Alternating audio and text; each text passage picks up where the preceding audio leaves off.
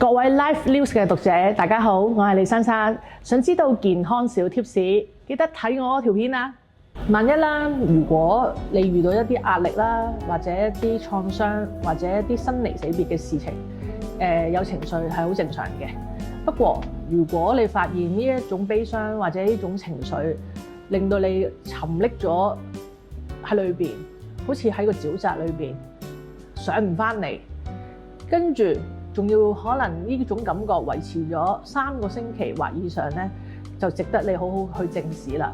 千祈咧唔好諗住話唔開心好正常啊，咁樣拖下咁樣，又或者自己喺網上面咧有一啲問卷調查啊、心理測驗啊，自己玩下話10條中7條你就係嗰啲咧，咁不如直接啲去揾一個精神科專科醫生見一見面，